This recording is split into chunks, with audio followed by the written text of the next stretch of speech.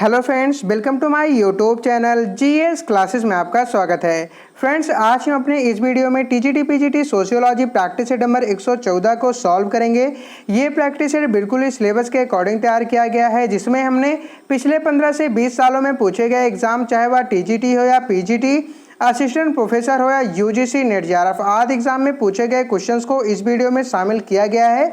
तो वीडियो को पूरा देखिएगा और हाँ, अगर आपको वीडियो पसंद आए तो वीडियो को लाइक ज़रूर कर दीजिएगा और साथ ही साथ प्रैक्टिस सेट को सॉल्व करने के बाद कमेंट बॉक्स में कमेंट करके ये जरूर बताइएगा कि आज के प्रैक्टिस सेट में आपके टोटल कितने क्वेश्चन सही हुए। तो चलिए सॉल्व करते हैं आज के हमारे प्रैक्टिस सेट नंबर 114 के क्वेश्चन नंबर 1 को।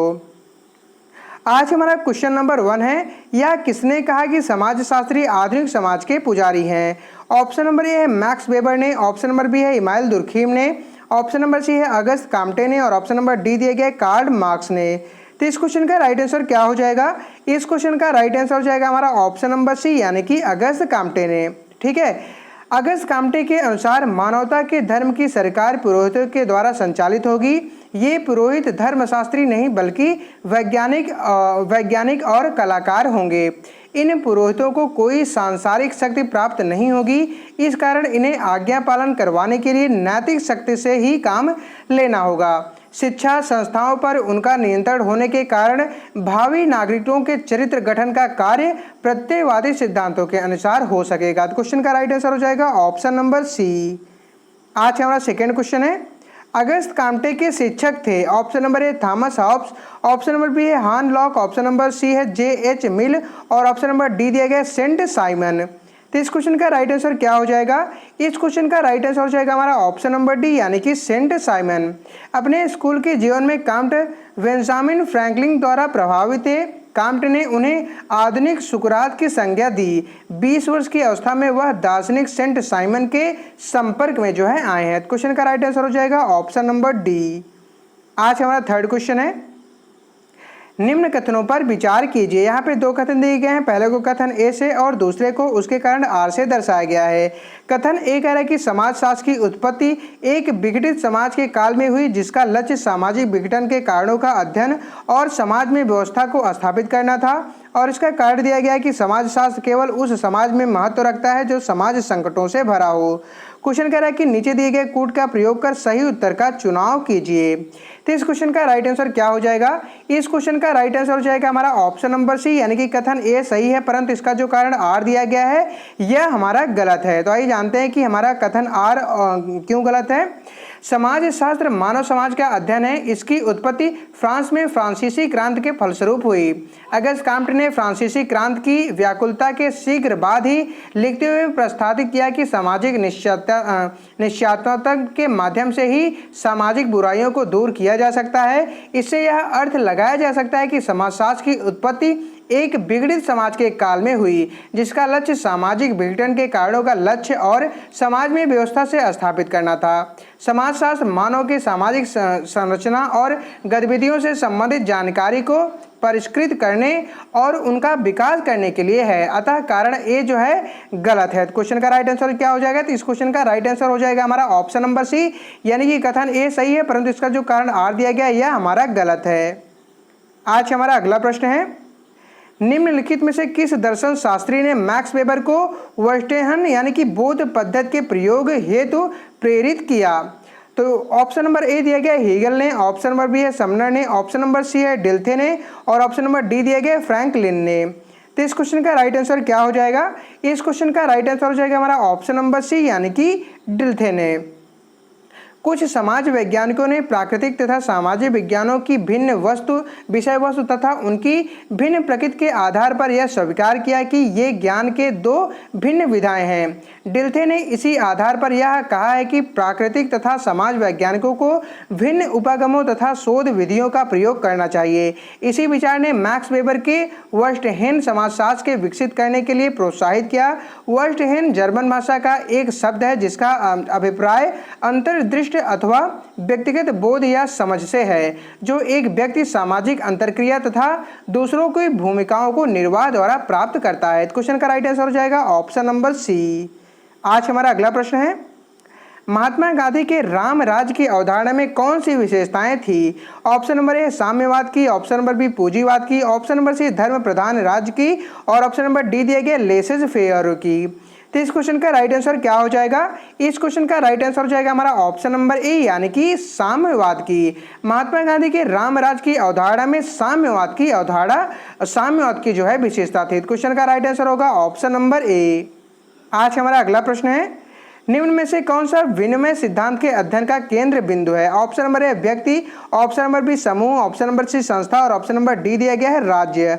तो इस क्वेश्चन का राइट आंसर क्या हो जाएगा? इस क्वेश्चन का राइट आंसर हो जाएगा हमारा ऑप्शन नंबर ए यानी कि व्यक्ति। प्रायः व्यापार संबंधी संपर्क दो व्यक्तियों के बीच होता है जो कि अनियमित रूप से अपनी अपनी वस्तुओं के अदला बदली करने के उद्देश्य से मिलते रहते हैं। किन्हीं जनजातियों के खुले बाजार में वस्तुओं का विनिमय अन्य उपाय से होता है।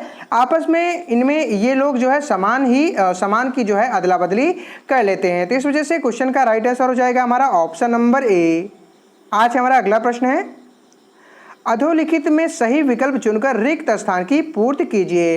क्वेश्चन कह रहा है कि एक प्रक्रिया है एक प्रक्रिया है जिसमें व्यक्ति और समूह दूसरे व्यक्ति या समूह के संस्कृति, अभिवृत्तियों, मूल्यों, सोचने और व्यवहार करने के ढंग को आत्मसात कर लेते हैं जिनमें वे रहने आते हैं। क्वेश्चन का ऑप्शन क्या करें? ऑप्शन नंबर ए दिया गया एकीकरण, ऑप्शन नंबर बी है सात्मीकरण, ऑप्शन नंबर सी है व्यवस्थापन और ऑप्शन नंबर डी दिया गया है सहयोग। तो इस क्वेश्चन का राइट आंसर क्या हो जाएगा हमारा? इस क्वेश्चन का राइट आंसर हो जाएगा हमारा ऑप्शन नंबर बी यानी कि सात्मीकरण। एक संस्कृति द्वारा अपने से भिन्न दूसरी संस्कृति को अपने से घुला मिला लेने की प्रक्रिया को जो है आत्मसात कहते हैं। क्या कहते हैं? आत्मसात जो है कहते हैं। इस प्रक्रिया में धीरे धीरे दूसरी संस्कृति के पृथक अस्तित्व का लोप हो जाता है। आत्मसात की प्रक्रिया में दूसरी संस्कृति के इतिहास, स्मृतियों, परंपराओं, भावनाओं व दृष्टिकोण को इस प्रकार अपना लिया जाता है जैसे वह इन्हीं की संस्कृति के अंग हों। तो इस क्वेश्चन का राइट आंसर क्या हो जाएगा? तो इस क्वेश्चन का राइट आंसर हो जाएगा हमारा ऑप्शन नंबर बी। आज हमारा अगला प्रश्न है, जब संघर्ष की भावनाएं यथेष्ट अभिव्यक्ति नहीं पाती तो ऐसे संघर्ष को कहते हैं। तो ऐसे संघर्ष को क्या कहते हैं? तो इस क्वेश्चन का राइट आंसर हो जाएगा हमारा ऑप्शन नंबर डी यानी कि अव्यक्त संघर्ष। अप्रत्यक्ष संघर्ष में दो विरोध क्या है? अप्रत्यक्ष संघर्ष में दो विरोधी प्रत्यक्ष रूप से एक दूसरे में संपर्क न होकर इस प्रकार का कार्य करते हैं कि एक दूसरे के हितों में बाधा पड़ती है। अनेक राज्यों में चलने वाली शीत युद्ध अप्रत्यक्ष संघर्ष की ही जो है उदाहरण है। तो क्वेश्चन का राइट आंसर क्या होगा? तो क्वेश्चन का राइट आंसर हो जाएगा हमारा ऑप्शन नंबर डी। आज हमारा अगला प्रश्न है, अप्रत्यक्ष सहयोग के संदर्भ में निम्नलिखित वाक्यों में से कौन सा सही नहीं है? तो इनमें से कौन सा सही नहीं है? ऑप्शन नंबर ए दिया गया है, यह अनिवार्य है कि सभी समान रूप से लाभान्वित हों। ऑप्शन नंबर बी है, यह अनिवार्य नहीं है कि सभी सामान्य रूप से लाभान्वित हों। ऑप्शन नंबर सी है, सभी सदस्य समान रूप से सहयोग करें और ऑप्शन नंबर डी दिया गया है, सभी सदस्यों के सामान्य लक्ष्य हों। तो इस क्वेश्चन का राइट आंसर क्या हो जाएगा? इस क्वेश्चन का राइट आंसर हो जाएगा हमारा ऑप्शन नंबर ए यानी कि यह अनिवार्य है कि सभी समान रूप से लाभान्वित हों। जब किसी समान उद्देश्य की पूर्ति के लिए सहयोग करने वाले लोग असमान या भिन्न प्रकार के कार्य करते हैं तो इसे अप्रत्यक्ष सहयोग जो है कहते हैं। तब इसे क्या कहते हैं? तब इसे जो है अप्रत्यक्ष सहयोग कहते हैं। जैसे गन्ना बनाने वाली फैक्ट्री में लोग अलग अलग कार्यों में लगे होते हैं परंतु सबका उद्देश्य जो होता है वह गुड़ बनाना ही होता है। अप्रत्यक्ष सहयोग में यह अनिवार्य नहीं है कि सभी समान रूप से लाभान्वित हों। अतः विकल्प ए जो है यानी कि अप्रत्यक्ष सहयोग जो दिया गया है के संदर्भ में सही नहीं है। तो क्वेश्चन का राइट आंसर क्या होगा? तो इस क्वेश्चन का राइट आंसर हो जाएगा ऑप्शन नंबर ए। आज हमारा अगला प्रश्न है, निम्नलिखित में से कौन सहयोग का एक तत्व नहीं है? तो इनमें से कौन सा सहयोग का एक तत्व नहीं है? तो इस क्वेश्चन का राइट आंसर हो जाएगा ऑप्शन नंबर डी यानी कि इसे राज्य और व्यक्तियों पर समान रूप से लागू किया जा सकता है। सहयोग के लिए समान लक्ष्य होना बहुत जरूरी है। निश्चित उद्देश्य होने से समान उद्देश्य वाले व्यक्ति स्वाभाविक रूप से जुड़ जाते हैं। मजदूर अपने मालिक के खिलाफ इसलिए आसानी से इकट्ठा हो जाते हैं क्योंकि वहाँ जो है समान उद्देश्य होता है। सहयोग सामाजिक जीवन की अस्थायी आधार है। सहयोग के बिना समाज की कल्पना नहीं की जा सकती है। तो इस वजह से क्वेश्चन का राइट आंसर हो जाएगा ऑप्शन नंबर डी। आज हमारा अगला प्रश्न है, भारत में निम्नलिखित में से कौन सा महत्वपूर्ण कारक नहीं है जो राष्ट्रीय अखंडता को बाधित करता हो? ऑप्शन नंबर ए है क्षेत्रवाद, ऑप्शन नंबर बी है भाषावाद, ऑप्शन नंबर सी पूंजी का अभाव और ऑप्शन नंबर डी दिया गया है जातिवाद। तो इस क्वेश्चन का राइट आंसर क्या हो जाएगा? इस क्वेश्चन का राइट आंसर हो जाएगा हमारा ऑप्शन नंबर सी यानी कि पूंजी का अभाव, जाति और जातिवाद, सांप्रदायिकता, भाषावाद, राजनैतिक दलों का नैतिक पतन, क्षेत्रीयता, प्रांतीयता, दोषपूर्ण शिक्षा व्यवस्था, आर्थिक विषमता, निर्धनता, अल्पसंख्यक में असुरक्षा आदि की भावना राष्ट्रीय एकीकरण में बाधक तत्व है। तो इस वजह से इस क्वेश्चन का राइट आंसर क्या होगा? तो इस क्वेश्चन का राइट आंसर हो जाएगा हमारा ऑप्शन नंबर सी। आज का हमारा अगला प्रश्न है, नातेदारी संबंधों के अध्ययन में सर्वप्रथम महत्वपूर्ण योगदान दिया गया था, तो किसके द्वारा? ऑप्शन नंबर ए है टाइलर द्वारा, ऑप्शन नंबर बी मार्गन द्वारा, ऑप्शन नंबर सी मैलोनोव्स्की के द्वारा और ऑप्शन नंबर डी दिया गया रैडक्लिफ ब्राउन के द्वारा। तो इस क्वेश्चन का राइट आंसर क्या हो जाएगा? इस क्वेश्चन का राइट आंसर हो जाएगा ऑप्शन नंबर बी यानी कि मार्गन के द्वारा। मार्गन पहले विद्वान थे जिसने जो है नातेदारी शब्दावलियों के अध्ययन में महत्वपूर्ण योगदान दिया। उनसे न्यूयॉर्क राज्य की इराकविस जनजात का जीवन प्रयत्न अध्ययन किया। उन्होंने नातेदारी को दो भागों में बांटा है, पहला है वर्णात्मक संबंध सूचक संज्ञाएं और दूसरा है हमारा विशिष्टात्मक संबंध सूचक संज्ञाएं। क्वेश्चन का राइट आंसर होगा ऑप्शन नंबर बी। फ्रेंड्स, उम्मीद करता हूं कि आपको वीडियो पसंद आ रहा होगा। यदि आपको वीडियो पसंद आ रहा हो तो प्लीज़ आप वीडियो को लाइक कर दें, और यदि आप इस वीडियो को पीडीएफ को डाउनलोड करना चाहते हैं तो आप हमारे टेलीग्राम चैनल को ज्वाइन कर सकते हैं। वहां तक अभी तक प्रोवाइड किए गए जितने भी प्रैक्टिस सेट हैं उन सभी के पीडीएफ अवेलेबल है, जिसे आप डाउनलोड कर सकते हैं। और साथ ही साथ फ्रेंड्स, हमारे चैनल पर आप लोगों के लिए रेगुलर शाम को जो है मॉक टेस्ट, क्विज टेस्ट, ये दोनों जो है कंडक्ट करवाए जाते हैं। तो यदि आप एग्जाम की यानी कि सोशियोलॉजी से रिलेटेड किसी भी एग्जाम की प्रिपरेशन कर रहे हैं तो आप हमारे टेलीग्राम चैनल को जरूर ज्वाइन कर लें, क्योंकि आप यदि जितना ज़्यादा प्रैक्टिस करेंगे उतना ही ज़्यादा आपको एग्जाम में हेल्प देखने को मिलेगा। ठीक है, मॉक टेस्ट या क्विज टेस्ट ये बिल्कुल फ्री है, इसका कोई भी चार्ज नहीं लगता है। तो इस वजह से आप लोग जो है टेलीग्राम चैनल को जरूर ज्वाइन कर लें। टेलीग्राम चैनल का लिंक वीडियो के डिस्क्रिप्शन बॉक्स में प्रोवाइड करा दिया गया है। चलिए सॉल्व करते हैं आज के हमारे अगले प्रश्न को। आज का हमारा अगला प्रश्न है, भारत में जजमानी व्यवस्था का अध्ययन किया गया था किसके द्वारा? ऑप्शन नंबर ए है W.H. वाइजर द्वारा, ऑप्शन नंबर बी है मैकिम मैरियट द्वारा, ऑप्शन नंबर सी है H.G. दुबे द्वारा और ऑप्शन नंबर डी दिए गए H.M. जॉनसन द्वारा। तो इस क्वेश्चन का राइट आंसर क्या हो जाएगा? इस क्वेश्चन का राइट आंसर हो जाएगा हमारा ऑप्शन नंबर ए यानी कि W.H. वाइजर के द्वारा। इस व्यवस्था का सर्वप्रथम एक व्यवस्थित अध्ययन W.H. वाइजर 1958 द्वारा किया गया है, जिसमें उन्होंने उत्तरी भारत के एक गांव की विभिन्न जातियों के बीच जजमान कमीन के संबंधों की जांच की है। वाइजर इसे विभिन्न जातियों के आपस में जोड़ने वाली लगभग समतावादी व्यवस्था मानते हैं। क्वेश्चन का राइट आंसर हो जाएगा ऑप्शन नंबर ए। आज हमारा अगला प्रश्न है, लैटिन भाषा में जेनिटर शब्द का अर्थ है। ऑप्शन नंबर ए है जैविकी पितृत्व और पितृत्व, ऑप्शन नंबर बी है सामाजिक पितृत्व, ऑप्शन नंबर सी है रचयिता और ऑप्शन नंबर डी दिए गए उपर्युक्त में से कोई नहीं। तो इस क्वेश्चन का राइट आंसर क्या हो जाएगा? इस क्वेश्चन का राइट आंसर हो जाएगा हमारा ऑप्शन नंबर ए यानी कि जैविकी पितृत्व। लैटिन भाषा में जेनिटर शब्द का अर्थ जैविकी पितृत्व है। क्वेश्चन का राइट आंसर होगा ऑप्शन नंबर ए। आज का हमारा अगला प्रश्न है, दादा दादी और नाती पोतों के बीच परिहार संबंध पाए जाते हैं। ऑप्शन नंबर ए टोडा जनजात में, ऑप्शन नंबर बी है ट्रोबियंड द्वीपवासियों में, ऑप्शन नंबर सी है ओरांव जनजात में और ऑप्शन नंबर डी दिए गए भील जनजात में। तो इस क्वेश्चन का राइट आंसर क्या हो जाएगा? इस क्वेश्चन का राइट आंसर हो जाएगा हमारा ऑप्शन नंबर सी यानी कि ओरांव जनजात में। शरत चंद्र राज ने ओरांव जनजात में दादी पोता के बीच विवाह का उल्लेख किया है। वेरियल एल्विन ने बैगा जनजात में पोता दादी विवाह का उल्लेख किया है। पैरी कोस्ट द्वीप में दादा पोती एवं दादी पोता विवाह प्रचलित है। तो इस वजह से क्वेश्चन का राइट आंसर होगा ऑप्शन नंबर सी।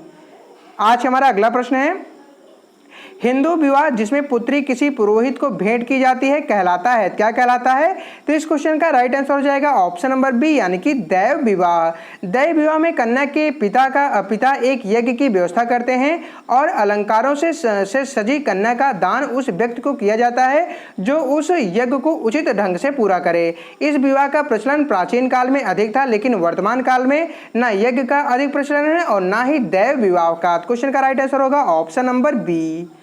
आज हमारा अगला प्रश्न है, भारत में कुछ जनजातियों में किसी लड़की से विवाह करने के पूर्व लड़के द्वारा अपनी शक्ति सिद्ध करने की प्रथा है, इसे कहते हैं, तो इसे क्या कहते हैं? तो इस क्वेश्चन का राइट आंसर हो जाएगा ऑप्शन नंबर सी यानी कि परीक्षण विवाह। परीक्षण विवाह का मुख्य उद्देश्य विवाह के इच्छुक युवक की साहस की परीक्षा करना होता था और ऐसा उचित भी है क्योंकि जनजातियों का जीवन जो है यह अत्यंत कठोर होता है। इस प्रथा का उत्तम उदाहरण गुजरात के भील जनजात में देखने को मिलता है। क्वेश्चन का राइट आंसर होगा ऑप्शन नंबर सी। आज का हमारा अगला प्रश्न है, किसने विवाह को बच्चों के प्रजनन एवं रख रखाव हेतु एक समझौता कहा है? किसने कहा है? ऑप्शन नंबर ए है मैलोनोव्स्की ने, ऑप्शन नंबर बी है वेस्टरमार्क ने, ऑप्शन नंबर सी है मर्डॉक ने और ऑप्शन नंबर डी दिया गया है टाइलर ने।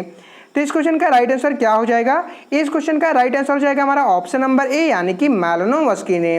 पारंपरिक रूप में विवाह दो या दो से अधिक विषम लिंगियों के बीच समानजोनोविध औपचारिक तथा अपेक्षाकृत अस्थायी लैंगिक संबंधों की एक व्यवस्था एवं नियमाचारों का एक पुंज है जो पारिवारिक जीवन के लिए आवश्यक पारस्परिक दायित्वों एवं अधिकारों द्वारा इन्हें एक सूत्र में बांधता है।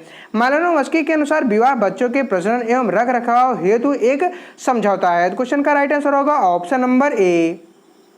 आज हमारा अगला प्रश्न है, आणुवादी परिवार की अवधारणा दी गई किसके द्वारा? ऑप्शन नंबर ए है मर्डॉक के द्वारा, ऑप्शन नंबर बी वार्नर के द्वारा, ऑप्शन नंबर सी दुर्खीम के द्वारा और ऑप्शन नंबर डी दिया गया जिमरमैन के द्वारा। तो इस क्वेश्चन का राइट आंसर क्या हो जाएगा? इस क्वेश्चन का राइट आंसर हो जाएगा हमारा ऑप्शन नंबर डी यानी कि जिमरमैन के द्वारा। जिमरमैन ने परिवार के 3 प्रकार की चर्चा की है। पहला है न्यासधारी परिवार, दूसरा है गृहस्थ परिवार और तीसरा है आणविक या नाभिक परिवार। क्वेश्चन का राइट आंसर होगा ऑप्शन नंबर डी। आज हमारा अगला प्रश्न है, अनुकूलन परिवार और प्रजनन परिवार को विभेद किया गया था या किसके द्वारा? ऑप्शन नंबर ए है मर्डॉक के द्वारा, ऑप्शन नंबर बी मैकाइबर के द्वारा, ऑप्शन नंबर सी वार्नर के द्वारा और ऑप्शन नंबर डी दिया गया है मॉर्गन के द्वारा। तो इस क्वेश्चन का राइट आंसर क्या हो जाएगा? इस क्वेश्चन का राइट आंसर हो जाएगा हमारा ऑप्शन नंबर सी यानी कि वार्नर के द्वारा। वार्नर ने परिवार के 2 प्रकार यानी कि जन्म मूलक परिवार व प्रजनन मूलक परिवार का उल्लेख किया है। वह परिवार जिसमें एक व्यक्ति जन्म लेता है तथा उसका पालन पोषण होता है जन्म मूलक परिवार कहा जाता है। ऐसे परिवार में व्यक्ति के माता पिता एवं अविवाहित भाई बहन आते हैं। प्रजनन मूलक परिवार का निर्माण व्यक्ति विवाह के बाद करता है। तो इस वजह से क्वेश्चन का राइट आंसर होगा ऑप्शन नंबर सी। आज हमारा अगला प्रश्न है, उत्पादन प्रक्रिया में कार्ल मार्क्स के अनुसार अधिकतम भूमिका होती है। ऑप्शन नंबर ए पूंजी की, ऑप्शन नंबर बी मशीन उपकरणों की, ऑप्शन नंबर सी है श्रम की और ऑप्शन नंबर डी दिया गया है सरकार की। तो इस क्वेश्चन का राइट आंसर क्या हो जाएगा? इस क्वेश्चन का राइट आंसर हो जाएगा हमारा ऑप्शन नंबर ए यानी कि पूंजी की। किसकी? पूंजी की।